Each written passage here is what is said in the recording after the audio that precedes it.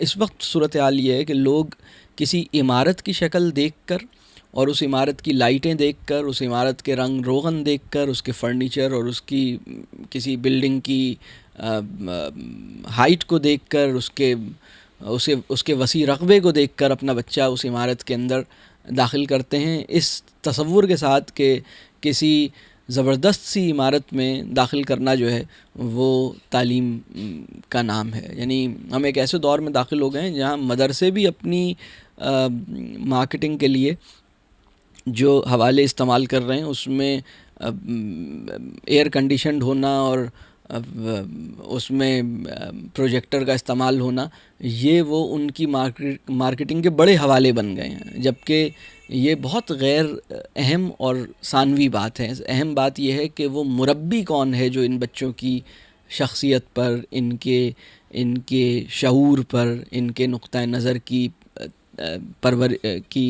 نشونما پر اثر ڈالے گا۔ تو ہم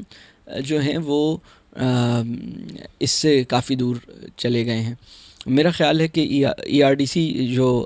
جو بات میں جس کی طرف زور دینا چاہتا ہوں وہ یہ کہ نمبر ایک، ہمیں بچے کی صلاحیت پر کہ وہ خود سے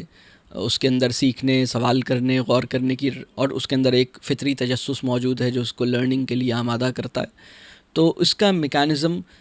اللہ تعالیٰ نے انسان کے اندر پہلے سے رکھا ہوا ہے۔ لرننگ کے لیے جو بیشبہ انفراسٹرکچر درکار ہے وہ وسیع و عریض عمارت سے زیادہ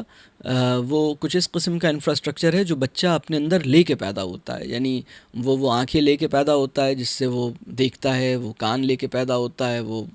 اس کے اندر وہ فطری تجسس ہوتا ہے جس سے جو اس کو ایکسپیریمنٹیشن پر مجبور کرتا ہے۔ تو یہ انفراسٹرکچر اس کی بیشبہ لرننگ کے لیے بہت کافی ہے، یہ کوئی کم نہیں ہے، اور اس کو اعتماد کرنے والے لوگ اس کو ایک اچھی فضا، ایک آلودگیوں سے پاک ماحول، ایک اچھا فطری ماحول، نیچر کا تجربہ، یعنی کتنا عرصہ ہو جاتا ہے ایک بچے کو کسی چڑیا کی چہک کو اور کسی بلبل کے گانے کو غور سے سنے ہوئے اور اس پر محظوظ ہوئے کتنا عرصہ ہو جاتا ہے کہ ہمارے وطن کے طالب علموں کو کسی پھول کو بغور دیکھے ہوئے، کتنا عرصہ ہو جاتا ہے ہمارے تعلیم میں مصروف عمل طلباء کو تاروں کا مشاہدہ کیے ہوئے، اور ان بچوں کو فطرت سے کاٹنے والے جو عوامل ہیں اس میں سب سے بڑا عامل جو ہے وہ تعلیمی نظام کے اندر امتحانات کا جبر ہے۔ یہ جو امتحانات کا جبر ہے یہ بچوں کو انسانوں سے دور کر دیتا ہے۔ یعنی ایک بچہ اپنی دادی اور نانی کی خدمت میں نہیں بیٹھ سکتا، والد سے زیادہ دیر بات نہیں کر سکتا، اس لیے اس کی دو وجوہات ہیں۔ نمبر ایک، وہ اسے آؤٹ ڈیٹڈ لگتے ہیں، نمبر دو، اگر وہ آؤٹ ڈیٹڈ نہ بھی لگ رہے ہوں اور مجبوراً ان کے پاس بیٹھنے پہ تیار بھی ہو تو اس کو امتحان اور ہوم ورک اور کلاس ورک کا جبر جو ہے وہ ایسا کرنے سے روک دیتا ہے۔ اور ماحول سے کٹ گئے ہیں، یہ اپنی فطرت سے کٹے ہوئے ہیں، یہ انسان سے کٹے ہوئے ہیں، اور یہ امتحان دوستی میں اس قدر بڑھ گئے ہیں کہ علم دوستی ان کے لیے مطلوب نہیں ہے۔ یعنی یہ دیکھیے، علم دوستی اور امتحان دوستی ان دونوں کے لیے یعنی علم دوستی کی بنیاد پہ جو رویے پیدا ہوتے ہیں اور امتحان دوستی کی بنیاد پر جو رویے پیدا ہوتے ہیں ان میں کوئی لینا دینا نہیں ہے، ان دونوں کا آپس میں کوئی تعلق نہیں ہے۔ امتحان دوستی جو ہے ہمارے جو تعلیمی نظام کے اندر جو اس وقت ہم نے امتحان کو اپنا مقصود بنا لیا ہے، حالانکہ امتحان جو ہے، امتحانی نظام جو ہے، یعنی میں اس کی ایک چھوٹی سی اگزامپل دیتا ہوں۔ اس سال جو ہے وہ نماز امپورٹنٹ نہیں ہے اس لیے کہ وہ پچھلے سال آ چکی ہے، تو اس سال جو ہے وہ صلاۃ اہم نہیں ہے، اس سال